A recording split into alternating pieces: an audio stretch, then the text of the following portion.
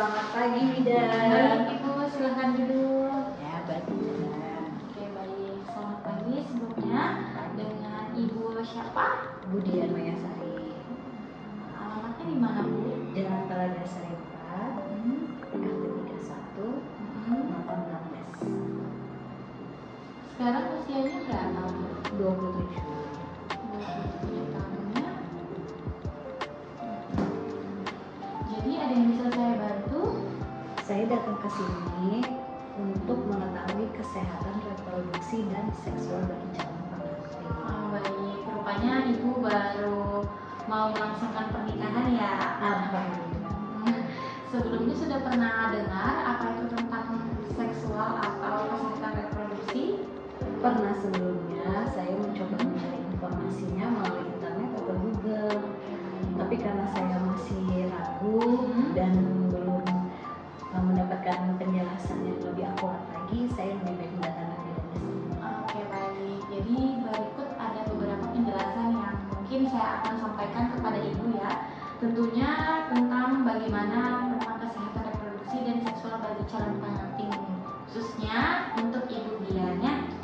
Ada beberapa yang perlu saya sampaikan mengenai kesehatan reproduksi dan seksual bagi calon pengantin. Yang pertama adanya pernikahan, kemudian hak untuk reproduksi dan seksual, kemudian masa subur dan perencanaan anak, kehidupan seksual suami istri, masalah-masalah yang ada dalam pernikahan, yang terakhir kesetaraan gender.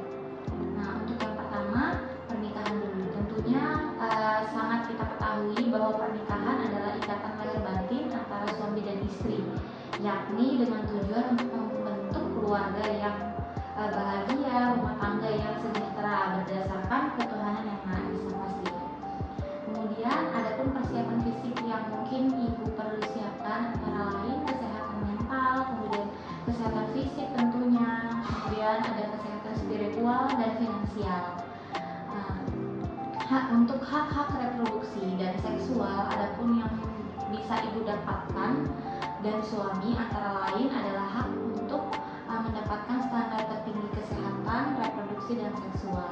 Kemudian Ibu juga berhak untuk membuat keputusan dan berkenan apakah Ibu bebas untuk reproduksi, kemudian tidak ada paksaan dari siapapun. Kemudian hak untuk bebas antara ibu dan suami untuk menentukan berapa jumlah anak yang diinginkan, kemungkinan jarak kelahiran antara anak satu dan yang lainnya ada berapa, hak bebas memutuskan untuk segala hal apapun ya. Kemudian ibu juga bebas untuk mendapatkan kepuasan dan keamanan dalam berhubungan rumah tangga. Kemudian selanjutnya saya akan jelaskan mengenai organ reproduksi yang ada pada wanita dan laki-laki. Di sini Ibu boleh lihat gambarnya. Nah, di sini ada organ reproduksi wanita. Organ reproduksi wanita terdiri ada 4 Ibu. Yang pertama vagina saluran luar, kemudian ada serviks atau rahim yang bisa kita sebut, kemudian saluran telur, yang keempat rahim. Vagina tentunya kita sudah tahu adalah vagina itu dia yang menghubungkan antara lingkungan yang luar dengan rahim, sekaligus tempat mengalirnya darah menstruasi. Vagina itu letaknya di sini di luar. Kemudian serviks. Serviks ini adalah salah satu struktur rahim bagian bawah yang menyempit dan membuka ke arah vagina. Nah, kemudian serviks itu adanya di sini. Ini pintu serviks. Kemudian kemudian ada yang namanya saluran telur. Nah, saluran telur inilah yang membawa sel telur dari indung telurnya ke rahim. Pada saluran inilah terjadi fertilisasi atau pembuahan. Biasanya di saluran telur ini terjadi pembuahan antara sel spermanya suami sama sel telur istri. Kemudian setelah dibuahi, nanti janinnya akan masuk ke rahim. Rahim ini tempat berkembangnya janin nanti. Selanjutnya ada organ reproduksi laki-laki. Organ reproduksi laki-laki juga terdiri dari 4 Bu. Yang pertama ada penis, skrotum, testis, dan hormon testosteron. Penis ini dia memiliki fungsi sebagai saluran sekaligus tempat keluarnya sperma. Jadi penis itu bagian luar masih Bu. Kemudian Kemudian skrotum itu yang ini ada dua. Skrotum berbentuk kerucut dia biasanya untuk menjaga suhu testis. Kemudian testis untuk memproduksi sperma dan hormon testosteron. Yang terakhir epididymis. Epididymis ini yang ini saluran tempat penyimpanan sperma dan sperma sementara sebelum keluar. Itu tadi beberapa organ reproduksi perempuan dan laki-laki sekilas saya jelaskan untuk ibu ya. Selanjutnya ada tentang masa subur, perencanaan anak, serta KB. Jadi masa subur itu ialah biasanya pada wanita terjadi 12-16 hari sebelum masa haid berikutnya. Jadi 12-16 hari sebelum haid selanjutnya. Kemudian rata-rata wanita itu mengalami masa subur di antara hari ke-10 dari hari pertama haid terakhir. Kayak gitu. Jadi inilah waktu yang tepat pada saat ibu ingin melakukan hubungan kepada suami agar mendapatkan waktu yang tepat. Biasanya ini juga berlaku pada wanita yang memiliki siklus menstruasi 28 hari. Kalau misalkan siklus panjang kan beda-beda setiap orang kan Bu. Jadi kalau misalkan siklusnya panjang, untuk hitungan masa suburnya dia beda. Jadi kalau untuk yang siklus 28 hari biasanya 12-16 hari pertama. Kalau yang 30 hari dia beda. Kemudian perencanaan kehamilan atau mempunyai anak, ibu juga wajib harus melakukan pemeriksaan kesehatan prakonsepsi sebelum untuk merencanakan untuk mempunyai anak. Yang kedua, ibu harus wajib minum vitamin yang namanya vitamin prenatal. Kemudian ibu juga harus siap untuk menghilangkan kebiasaan-kebiasaan yang tidak sehat yang selama ini ibu jalani. Kemudian juga harus ibu siap yang namanya kesiapan fisik, mental, psikologis, dan juga tentunya finansial keluarga. Selanjutnya, ibu juga setelah ibu memiliki anak dan keturunan wajib menentukan apa yang ibu pilih. Tentunya seperti keluarga berencana. Untuk KB ini, KB juga berfungsi sebagai alat kontrasepsi untuk ibu untuk menunda kehamilan atau menentukan jarak kehamilan antara anak. Jadi ibu bebas memilih. Tentunya juga harus persetujuan dengan suami. Kemudian kehidupan seksual yang sehat dan aman juga harus tentu selalu diperhatikan. Jadi bukan sebatas hanya kontak fisik aja, tapi itu juga bisa memberikan positif bagi kehidupan ibu antara suami dan istri.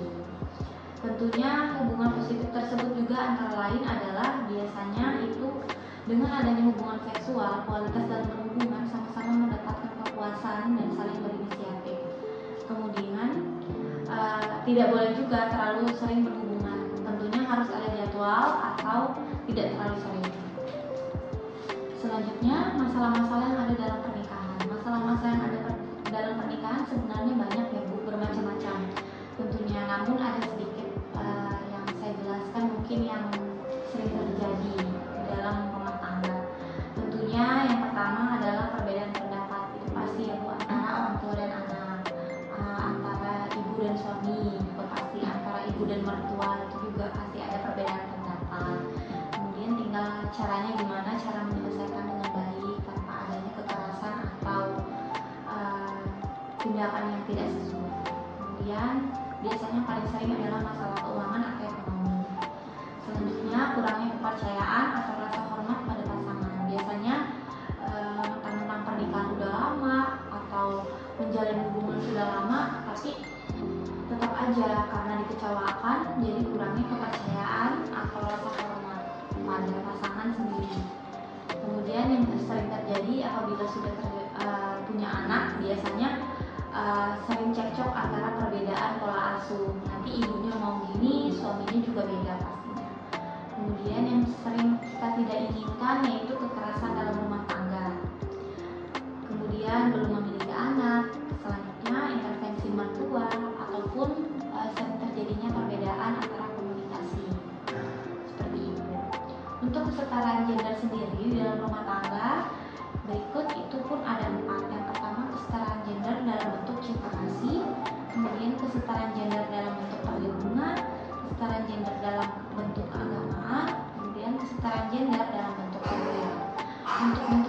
generasi itu sendiri adalah gimana caranya kita sebagai suami istri untuk menerapkan suasana bentuk yang rumah tangga yang harmonis, bahagia, saling menyayangi, kemudian bekerja sama dengan baik antara suami dan istri.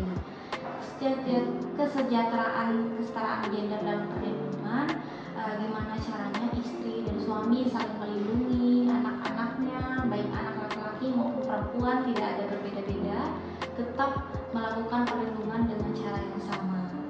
Kemudian kesetaraan gender dalam keagamaan.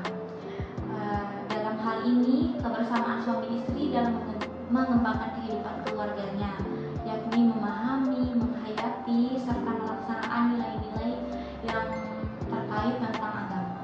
Kemudian kesetaraan gender dalam hal sosial. Hal ini juga dapat memberikan kesempatan kepada pasangan suami istri atau seluruh keluarga untuk membangun dan menanamkan nilai-nilai luhur budaya bangsa atau adat istiadat yang ibu percayai.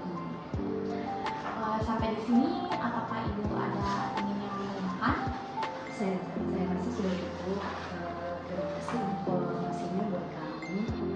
Alhamdulillah, lebih penjelasannya lebih